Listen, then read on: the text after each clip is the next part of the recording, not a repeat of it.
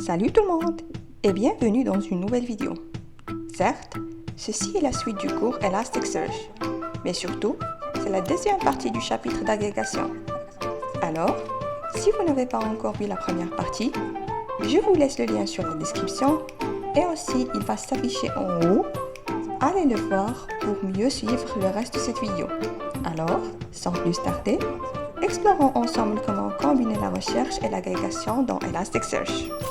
Dans le chapitre précédent, nous avons vu comment interroger Elasticsearch et répartir l'ensemble de nos données sur différents champs. Il ne reste qu'à combiner le concept de l'agrégation avec la recherche. Ainsi, nous pouvons explorer un sous-ensemble d'Elasticsearch. Comme ça, on va parler nos données. Nous avons la possibilité d'exécuter notre recherche sur nos données. Et ici, on fait des agrégations sur plus de 37 000 documents. Mais nous pouvons restreindre ces données en ajoutant une requête comme nous l'avons fait précédemment, en utilisant le terme query. Alors, nous allons ajouter le terme query et on va choisir un query de type match en spécifiant que le titre doit contenir le mot ingénieur. En exécutant la requête, on voit qu'Elasticsearch nous montre le nombre total des offres d'emploi dont le titre contient le mot ingénieur. Ensuite, elle va calculer la répartition de chacune des clés des ensembles de données. Par exemple, la majorité des offres d'emploi qui contiennent le terme ingénieur sont publiées un mercredi, ensuite jeudi, vendredi et ainsi de suite. Aussi, on a 1938 offres d'emploi qui offrent un contrat CDI avec un moyen d'expérience de 3 ans. Nous avons aussi quelques offres d'emploi d'ingénieurs qui offrent un contrat CDD, plus précisément 91 offres d'emploi dont l'expérience demandée est 3 ans et ces offres d'emploi sont majoritairement publiées le dimanche. On peut aussi voir la distribution de ces offres d'emploi par an. Par exemple, en fin 2021, nous avons 1248 offres d'emploi, dont 220 offrent un contrat CDI, 13 offrent un contrat CDD, et on peut même voir les statistiques pour 2021. Nous arrivons donc à combiner les deux capacités d'Elasticsearch, recherche et agrégation. Pour réaliser cela d'une façon performante, Elasticsearch est utilisé pour schématiser deux structures de données. Un index inversé, dont nous avons déjà parlé, mais pour les champs keyword également, une structure de données orientée colonne. En combinant les deux formats, Elasticsearch arrive à délivrer les résultats en un temps record. Et tout cela se fait en temps réel. Lorsqu'on utilise un système d'information pour implémenter ce type de rapport statistique ou tout simplement faire du BI, il faut lancer des batchs qui peuvent tourner pendant plusieurs heures sur des bases classiques. Ici, on pose la question directement à Elasticsearch. Dès que les données sont sur le système, elles peuvent être utilisées très rapidement s'ils sont déjà indexés. Certes, un peu plus lentement en utilisant le champ runtime, mais nous verrons plus tard comment on peut stabiliser notre besoin en réindexant les champs existants et ajoutant le champ runtime que nous étions en train d'évaluer à la volée. Enfin, on va voir comment améliorer la performance de requêtage. Le principe des résultats avec une liste de documents, plus des répartitions par champ, permet d'offrir aux utilisateurs une manière plus efficace d'affiner les résultats. Il s'agit de laisser l'utilisateur cliquer sur des résultats d'agrégation et utiliser la valeur choisir comme filtre pour notre recherche. De cette façon, on implémente le pattern de navigation par facette, qui est très utile pour certaines plateformes. Ici, nous avons une liste des offres d'emploi d'ingénieurs avec des répartitions par type de contrat ou encore par an ou par jour de semaine. Que pensez-vous de l'interface graphique qui permettra de visualiser ça? De mon côté, j'imagine que ça serait une barre de recherche en haut, puis l'affichage de résultats. Comme nous avons la répartition par date, nous pouvons afficher un bar plot par année de publication. Aussi, une répartition par type de contrat sur un camembert.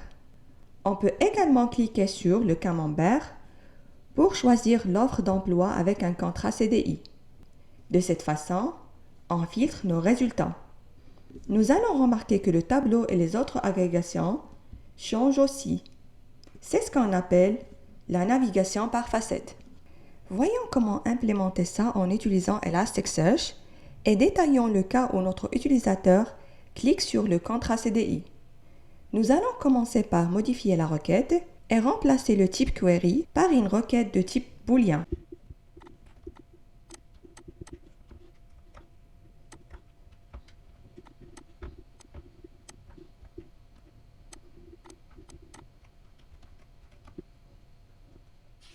Comme nous pouvons le voir, on met la clause match dans une clause must de façon à rendre obligatoirement la présence du terme ingénieur.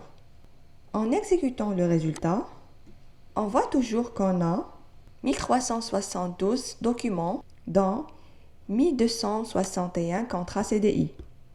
Nous allons donc ajouter notre filtre comme si nous cliquons sur le camembert représentant le 1261 contrats CDI.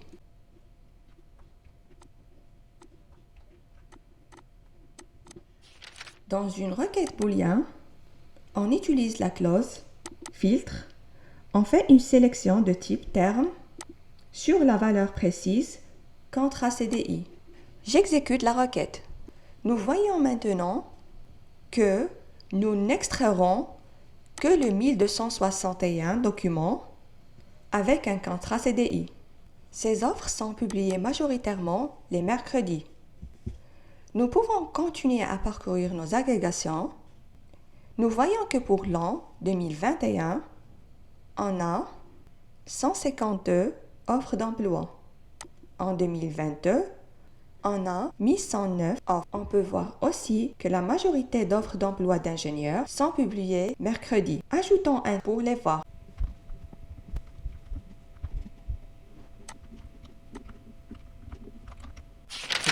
Et j'exécute. Je peux voir maintenant que j'ai 478 offres d'emploi avec contrat CDI publiées un mercredi. Disons que nous souhaitons représenter nos offres d'emploi par mois.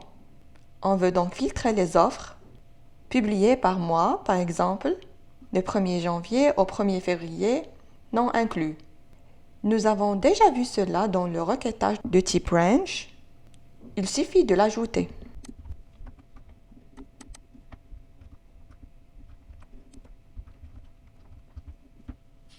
Maintenant, nous n'avons qu'à 26 résultats qui représentent les offres d'emploi d'ingénieurs publiées le mois de janvier 2022 ayant un contrat CDI et publiées un mercredi.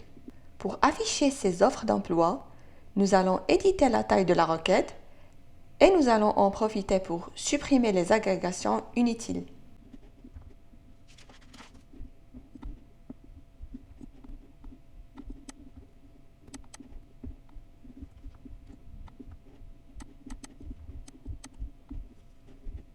J'exécute ma requête et je vois que j'ai les 26 documents de retour. Nous pouvons valider la première offre ingénieur hydrologue qui a été publiée le 12/1/2022 et qui a bien un contrat CDI.